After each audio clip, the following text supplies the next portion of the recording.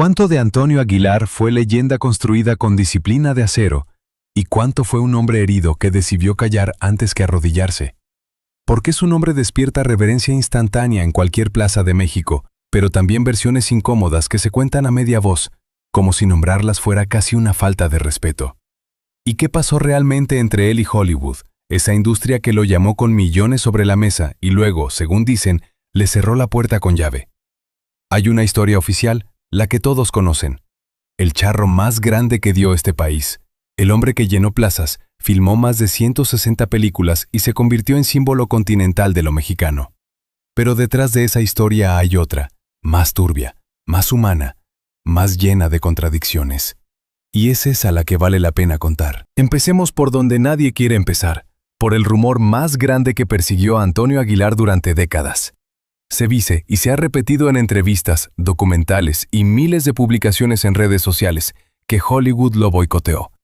Que el Sindicato de Actores de Estados Unidos, el poderoso SAG, hoy SAG-AFTRA, presionó a los grandes estudios para que no le dieran más trabajo. Que actores estadounidenses, celosos de su presencia en pantalla, movieron hilos para sacarlo del juego. Que lo vetaron. Que le cerraron puertas que ya estaban abiertas. Y que por eso, solo por eso, Antonio Aguilar no se convirtió en una estrella internacional del calibre de los grandes nombres del western. La historia suena creíble, suena incluso inevitable.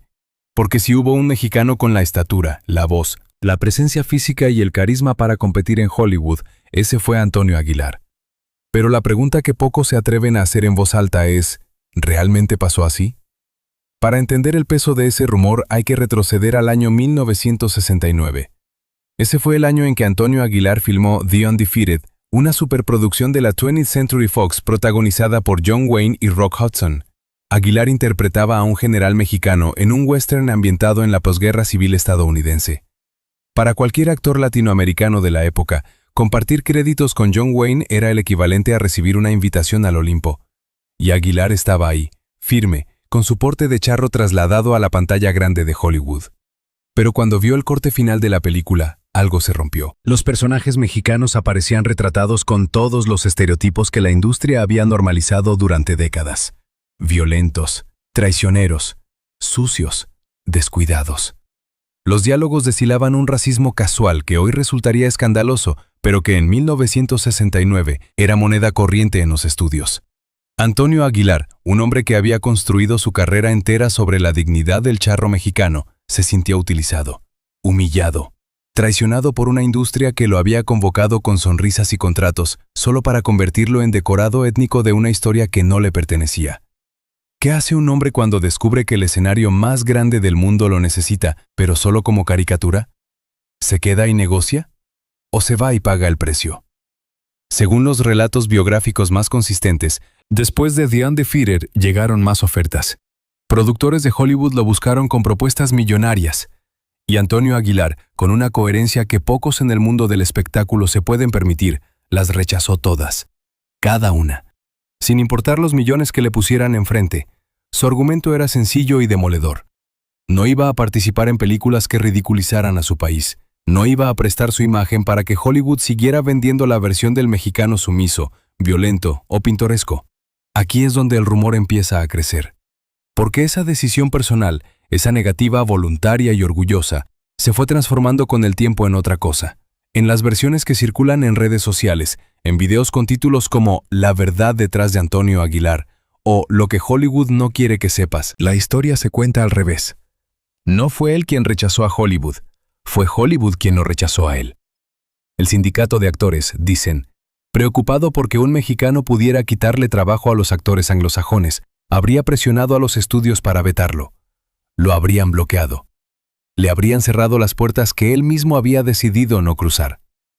Si te interesan las historias que se cuentan entre líneas, las que revelan cómo se construyen los mitos, quédate. Lo que viene explica por qué este rumor se volvió casi tan poderoso como la verdad. La narrativa del boicot tiene todos los ingredientes de una gran historia, un héroe nacional enfrentado a un imperio cultural, un sistema que castiga al diferente, un hombre que prefiere la dignidad antes que la fama. Y funciona tan bien precisamente porque se apoya en hechos reales. El racismo en Hollywood contra los actores latinos no es una invención. Durante décadas, los papeles disponibles para mexicanos y latinoamericanos se reducían a bandidos, sirvientes, amantes exóticas y campesinos sin nombre. Actores como Anthony Quinn, que era mitad mexicano, tuvieron que hispanizar menos su imagen o aceptar papeles que reforzaban estereotipos para sobrevivir en la industria. Ese contexto es real, documentado y doloroso. Y es precisamente ese contexto el que hace que la versión del boicot a Antonio Aguilar suene no solo posible, sino casi obvia. Pero hay un problema. No existe documentación que lo respalde. No hay comunicados del SAC mencionando a Aguilar. No hay actas sindicales.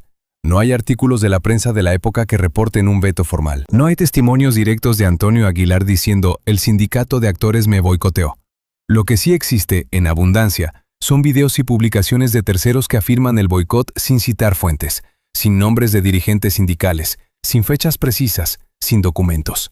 Frases como «según cuentan personas cercanas» o «se dice que el sindicato intervino» aparecen una y otra vez, pero nunca aterrizan en una prueba concreta. ¿Cuántas verdades se pierden cuando un país decide convertir a alguien en mito? ¿Y cuántas mentiras se vuelven verdad simplemente porque suenan mejor que la realidad? Hay otra pieza del rompecabezas que alimenta poderosamente este rumor, y esa pieza tiene nombre propio: Emiliano Zapata. En 1969, el mismo año de The Undefeated, Antonio Aguilar emprendió uno de los proyectos más ambiciosos y arriesgados de su carrera. Decidió producir, financiar y protagonizar una película épica sobre Emiliano Zapata, el héroe revolucionario, con una visión que reivindicara la lucha campesina y la dignidad del pueblo mexicano. Para ello se endeudó de manera descomunal. Se habla de hasta 10 millones de pesos de la época, una cifra astronómica que puso en riesgo su patrimonio completo. Aguilar apostó todo a esa película porque creía que era la respuesta correcta al Hollywood que lo había decepcionado. Si ellos hacían cine que humillaba a México, él haría cine que lo honrara. Y la apuesta, en principio, parecía que iba a funcionar. La 20th Century Fox, la misma productora de The Undefeated, estaba interesada en los derechos de distribución mundial de la cinta. Una oferta millonaria estaba sobre la mesa.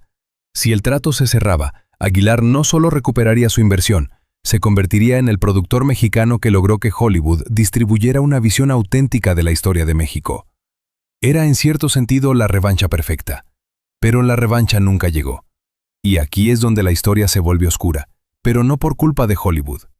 El gobierno de Gustavo Díaz Ordaz, todavía sacudido por la masacre de Tlatelolco en 1968, vio en la película sobre Zapata una amenaza. Una cinta que exaltaba la revolución campesina, que glorificaba a un líder que se levantó contra el poder establecido, era lo último que el régimen necesitaba en ese momento. La censura cayó con fuerza, se exigieron cortes, se habla incluso de órdenes para destruir copias. El trato con la Fox se desplomó, y Antonio Aguilar quedó con una deuda enorme y una película mutilada. Comparte este relato si crees que las leyendas también merecen que se cuente su parte más difícil. Lo que sigue cambia la forma en que se entiende toda esta historia. Aquí hay un dato crucial que los narradores del rumor del boicot suelen omitir o confundir. El trato con Hollywood no se cayó porque el sindicato de actores estadounidense vetara a Aguilar. Se cayó porque el gobierno mexicano censuró la película. Fue una decisión política interna, no una conspiración externa. Pero en la memoria popular, estos dos hechos, la censura de Emiliano Zapata y la decepción con The Undefeated, se fusionaron en un solo relato simplificado. Hollywood le cerró las puertas a Antonio Aguilar. Y de ahí al boicot del sindicato de actores hay solo un paso narrativo. Un paso que muchos creadores de contenido dieron sin verificar, porque la versión del boicot es infinitamente más dramática, más compartible y más emocionalmente satisfactoria que la verdad compleja. Hay que decirlo con todas las letras. Antonio Aguilar sí fue víctima de un sistema, pero no exactamente del que cuenta el rumor. Fue víctima del racismo estructural de Hollywood, que solo le ofrecía papeles estereotipados. Fue víctima de la censura política de su propio gobierno, que le destruyó el proyecto más importante de su vida. Y fue, en cierto sentido, víctima de su propio orgullo, un orgullo que lo llevó a rechazar millones y a apostar todo por una visión que el poder no estaba dispuesto a tolerar. Esas tres fuerzas, el racismo hollywoodense, la censura mexicana y su propia intransigencia moral, convergen en una historia mucho más rica y más real que el simple «lo boicotearon». ¿Qué parte era el artista que no se doblegaba y qué parte era el personaje que no podía permitirse fallar? Porque Antonio Aguilar no era solo un actor o un cantante, era un símbolo. Y los símbolos, en México, tienen un peso que va mucho más allá de la carrera artística. Desde muy joven, Aguilar había construido una imagen que combinaba la rudeza del campo con la elegancia del charro, la disciplina militar con la sensibilidad del intérprete.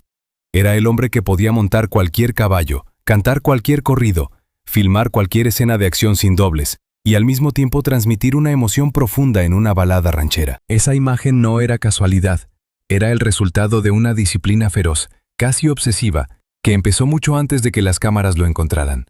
Se cuenta que de joven trabajó en los campos de California como inmigrante sin documentos, cosechando bajo el sol en condiciones que hoy nos resultan inimaginables. Esa experiencia, según quienes lo conocieron, lo marcó para siempre.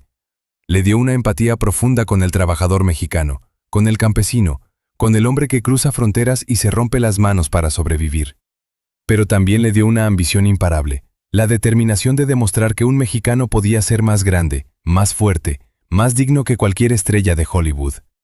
Cuando rechazó las ofertas posteriores a The Undefeated, no lo hizo solo por orgullo herido, lo hizo porque aceptar habría significado traicionar a ese joven que sudó en los campos de California soñando con algo mejor.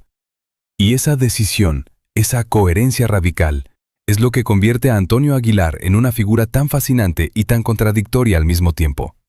Porque el mismo hombre que rechazó a Hollywood por dignidad era también un hombre de carácter durísimo, conocido por su exigencia implacable en los sets de filmación, por su temperamento de acero que pocos se atrevían a cuestionar. Era un patriarca en el sentido más clásico del término, generoso con los suyos, leal hasta la muerte, pero también autoritario, inflexible, incapaz de aceptar la debilidad propia o ajena. Si te gustan las historias que van más allá del ídolo, que buscan al ser humano detrás del mito, suscríbete al canal. Aquí contamos lo que otros prefieren callar. Se ha hablado mucho de sus rivalidades en el mundo del espectáculo, algunas documentadas, otras alimentadas por los chismes de la farándula mexicana. Su relación con otros grandes de la música ranchera nunca fue sencilla. En un género donde el ego es combustible y la competencia es despiadada, Antonio Aguilar se movía con la seguridad de quien sabe que su lugar está asegurado, pero también con la desconfianza de quien creció peleando cada centímetro de terreno. No era un hombre de concesiones fáciles, no regalaba elogios, y cuando sentía que alguien invadía su territorio, respondía con la frialdad de quien ha sobrevivido a cosas peores. Esa dureza, sin embargo, convivía con momentos de una ternura que pocos esperaban de él. Quienes lo vieron con sus caballos hablan de un hombre completamente distinto, paciente, delicado, casi reverencial con los animales que fueron su pasión más constante. Sus espectáculos ecuestres, que recorrieron México, Estados Unidos y buena parte de América Latina, no eran solo shows de entretenimiento, eran declaraciones de identidad. Cada caballo, cada traje, cada coreografía estaba diseñada para decir una cosa. Esto es México, y México es grandeza. En una época en que la cultura mexicana luchaba por ser tomada en serio en el escenario internacional, Antonio Aguilar llenaba arenas con un espectáculo que no pedía permiso ni ofrecía disculpas. ¿Cuántos charros han llenado el Madison Square Garden? ¿Cuántos artistas mexicanos de su época podían decir que no necesitaban a Hollywood porque Hollywood no era lo suficientemente grande para ellos? Y ahí radica quizá la ironía más profunda de toda esta historia. El rumor del boicot asume que Antonio Aguilar fracasó en su intento de conquistar Hollywood. Pero si se mira con atención, lo que realmente ocurrió fue exactamente lo contrario. Antonio Aguilar decidió que Hollywood no estaba a la altura de lo que él representaba. No fue un hombre al que le cerraron la puerta. Fue un hombre que miró lo que había del otro lado de esa puerta, no le gustó y decidió construir su propio imperio en otro lugar. Y lo construyó. Con más de 160 películas, decenas de discos, giras internacionales que llenaban estadios, y un legado cultural que ningún actor de Hollywood de su época puede igualar en términos de impacto popular en el mundo hispanohablante. El rumor del boicot, entonces, no es solo una distorsión de los hechos. Es paradójicamente una disminución de lo que Antonio Aguilar realmente hizo. Porque convertirlo en víctima de un sindicato extranjero es quitarle agencia, reducirlo a un hombre que no pudo, cuando la verdad es que fue un hombre que no quiso. Y hay una diferencia enorme entre esas dos versiones. El hombre que no pudo es una víctima. El hombre que no quiso es un rebelde. Y Antonio Aguilar, con todos sus claroscuros, fue siempre mucho más rebelde que víctima. Pero los mitos no se alimentan de matices, se alimentan de emociones simples y poderosas. Y la emoción de un mexicano contra Hollywood es irresistible. Por eso el rumor sigue circulando. Por eso los videos con títulos sensacionalistas acumulan millones de reproducciones. Por eso frases como "el sindicato lo bloqueó" o "los gringos no soportaron que un charro les robara cámara" siguen apareciendo en redes sociales como verdades incuestionables. Porque en el fondo, el rumor cumple una función emocional que la verdad compleja no puede cumplir. Da un villano claro, un héroe puro y una moraleja simple. Dale like si esta historia te está cambiando la forma de ver a Antonio Aguilar. Lo que queda por contar es quizá lo más revelador de todo. Y sin embargo, la verdad compleja es infinitamente más interesante. Un hombre que nació pobre en Zacatecas, que emigró a California, que trabajó sin papeles bajo el sol, que soñó con ser artista y lo logró por pura voluntad, que conquistó la música, el cine y el espectáculo ecuestre, que fue invitado por Hollywood y tuvo la audacia de decir que no, que apostó su fortuna entera por una película sobre Zapata y vio cómo su propio gobierno se la destruía, que siguió adelante, que reconstruyó su carrera, que llenó arenas durante décadas, que forjó una dinastía artística, que se convirtió en símbolo de un país entero, y que cargó con todo eso, con la gloria y con el peso, hasta el último día de su vida. Esa historia no necesita un boicot inventado para ser extraordinaria. Ya lo es. Los últimos años de Antonio Aguilar fueron el testimonio de un hombre que había entendido algo que pocos artistas comprenden, que la inmortalidad no se gana en Hollywood, se gana en la memoria de la gente. Y en esa memoria, Antonio Aguilar ocupa un lugar que ningún boicot, real o inventado, podría haber alterado. Cada vez que suena un corrido en una fiesta de pueblo, cada vez que un charro monta con orgullo en un lienzo, cada vez que una familia mexicana pone una película en blanco y negro un domingo por la tarde, ahí está Antonio Aguilar. No como víctima, no como mártir de Hollywood, sino como lo que realmente fue. Un hombre que eligió su propio camino, con todas las consecuencias que eso implica. Y entonces, ¿fue el boicot real o fue un relato que nos gusta contar porque nos hace sentir que nuestros héroes merecían más de lo que el mundo les dio? Quizá la respuesta más honesta es que el boicot existe, pero no donde lo buscan los rumores. No fue un documento firmado por ejecutivos de Hollywood ni una resolución del sindicato de actores. Fue algo más sutil y más grande. Un sistema que solo tenía espacio para los mexicanos como decorado. Una industria que ofrecía millones a cambio de la dignidad. Un país que censuraba las historias que más necesitaba escuchar. Antonio Aguilar enfrentó todo eso. Y su respuesta no fue quejarse ni victimizarse. Su respuesta fue hacer cine, hacer música, hacer espectáculo, hacerlo en español, hacerlo para su gente y hacerlo mejor que nadie. Las leyendas no se sostienen con perfección, se sostienen con carácter.